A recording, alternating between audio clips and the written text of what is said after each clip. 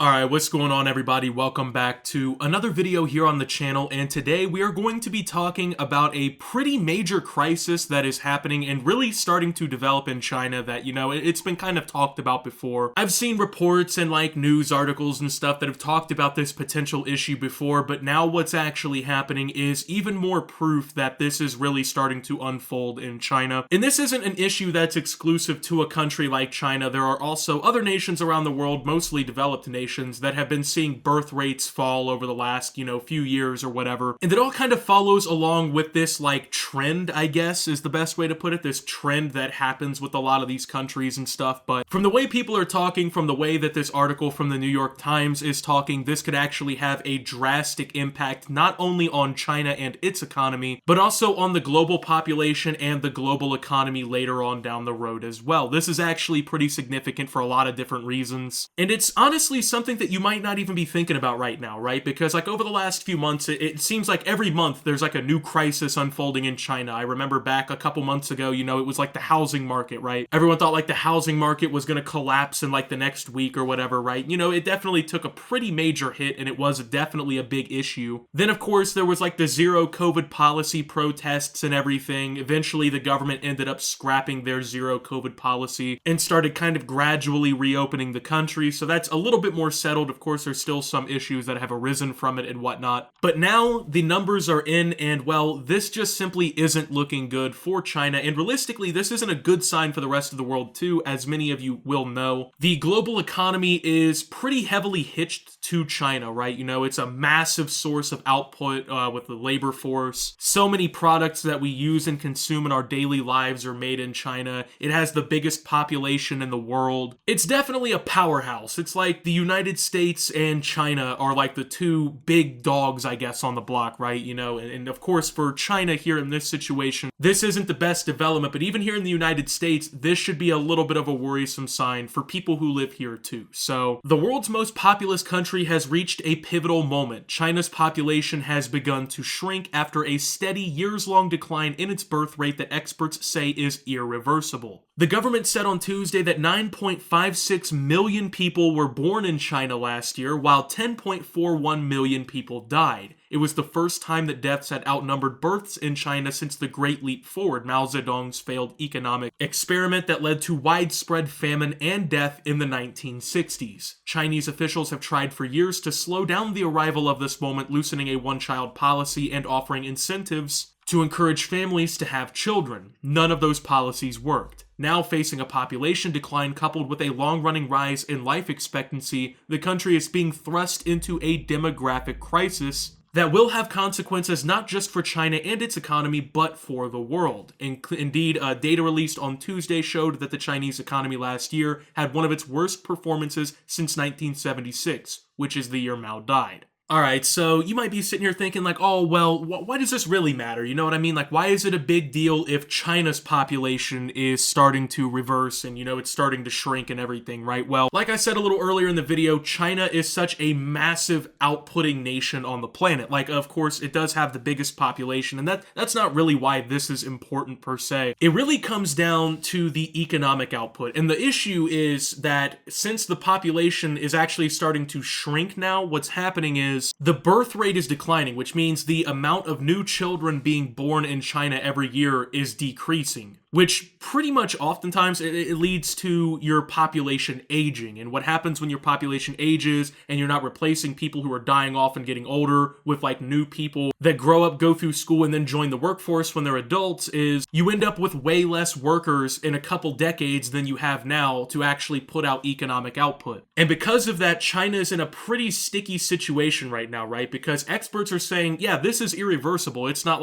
tomorrow China's going to have some explosion in population again. The trends suggest, the data suggests that China is going to be facing this issue for years to come. It's not going to be anything that just goes away. They're going to have a shrinking population. They're going to have an aging population where, people are going to be leaving the workforce more and more, and there's not going to be as many people there to replace them. Now, of course, it also goes to say that China's economy last year had one of its worst performances since 1976, right? Now, of course, one of the reasons behind this is that zero COVID policy. policy. I mean, when your country is literally like welding apartment outlets shut so people can't leave their homes, and you have like people in big white like masks and big pieces of gear that look like Fallout gear or something like that walking the streets, that doesn't necessarily scream, oh, hey, come, do tourism and come spend money at businesses and shop. Which obviously is important for things in the economy. You got to have people out and about doing shopping, buying groceries, buying things that they don't need but just want. That's how the economy works, right? So it didn't necessarily turn out to be a great year for China. They actually were underestimates for economic growth. And, well, now people are starting to be a little worried, right? Because, with this aging, demographic and that issue going on with their population too, what exactly is going to happen next? So over the last 4 decades, China emerged as an economic powerhouse and the world's factory floor. The country's evolution from widespread poverty to the world's second largest economy led to an increase in life expectancy that contributed to the current population decline. More people were living longer while fewer babies were being born. That trend has hastened another worrying event, the day when China will not have enough people of working age to fuel its growth.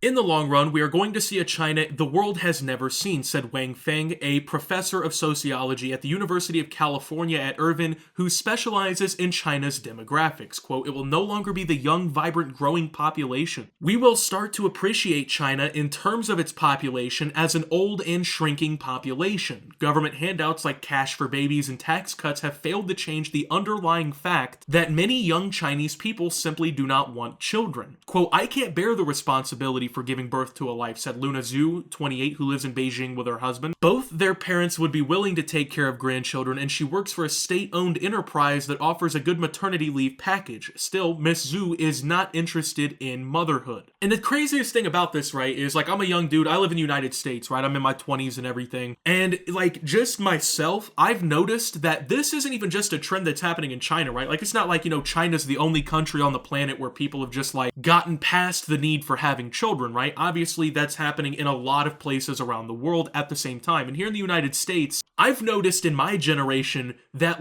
probably over half the people I know as of right now do not want children. Now, I read into this a little bit to see why this happens, and one of the leading reasons that this tends to happen is because many times, right, people kind of surpass that need for children. And I know that sounds weird, right? Because if you're a parent, you're oh, how could I ever live without my child, right? At least if you're a good one. Well, for a lot of young people, our age and everything, what tends to happen is we see the stuff that we dealt with as kids, right? And this is something that I've heard directly from 6 other people now. My generation, we've lived through 2 economic recessions. We lived through, the events of 9/11 and the aftermath of that. We're living through climate change. We lived through the COVID-19 pandemic. And a lot of people my age just simply don't think the world is going to be in a good enough place in the future to really consciously bring life into it. You know what I mean? And then another reason that I've also read up about too is, they get, I guess, invested in their jobs, right? They get invested in their careers, or they get invested in their hobbies, and they don't really need children. Back in the day, in a couple hundred years ago, you might need to have 8 or 9 kids, especially if you ran a farm or something, because those kids would be out there helping you in the farm. That was extra hands on deck. But now, obviously, technology's evolved to where you don't need, 9 kids out in the field helping you get crops, all these different things. So for a lot of people in the working class too, it also kind of erases that necessity to have kids. Births were down from 10.6 million in 2021, which was the 6th straight year that the number had fallen. According to the National Bureau of Statistics, China's overall population now stands at 1.41 billion. By 2035, 400 million people in China are expected to be over 60, accounting for nearly a third of its population. Of course, it then goes on to list 4 major points of what could be big parts of this entire thing too going forward for China. Things that can really create a lot of friction between the people and the government. Obviously, like I said, the Chinese got rid of their zero COVID policy, and now the COVID-19 virus has been spreading like wildfire in the country. As Lunar New Year approaches, they're worried that people are going to be bringing the virus back home to rural communities that do not have the resources to handle the virus. On the Chinese internet, which is already heavily censored, there's been a lot of finger pointing on social media and people kind of challenging the position of the government. And of course, the economic concerns that they now face after these years of zero COVID policy, and then now a massive pandemic wave hitting them. The labor shortages that will accompany China's rapidly aging population will also reduce tax revenue and contributions to a pension system that's already under enormous pressure. So it's getting to the point where they're starting to worry if like the basic functions of the government are going to be able to like really kind of persist longer than it needs to. And that's obviously when things are really going to hit the fan. You know, when people start getting older, you know, they've worked their whole lives and everything. They've lived in China all this time. What if it gets to a point where they can't pay pensions and like the tax revenue's not enough to keep up basic services? People are obviously going to be pissed then. And then what happens, right? You know, who knows? Whether the government can provide widespread access to elder care, medical services, and a stable stream of income later in life will affect a long-held assumption that the Communist Party can provide a better life for its people. The news of China's population decline comes at a challenging time for the government in Beijing, which is dealing with the fallout from the sudden reversal last month of its zero-tolerance policy toward COVID. The data on Tuesday showed a small increase in mortality last year to 10.41 million deaths, compared to around 10 million in recent years, raising questions about how a recent COVID surge may have contributed to the numbers. Last week, officials unexpectedly reported the COVID death figures for the first month after reporting single-digit daily deaths for weeks, but experts have questioned the accuracy of the new numbers, 60,000 deaths between December 8th and January 12th.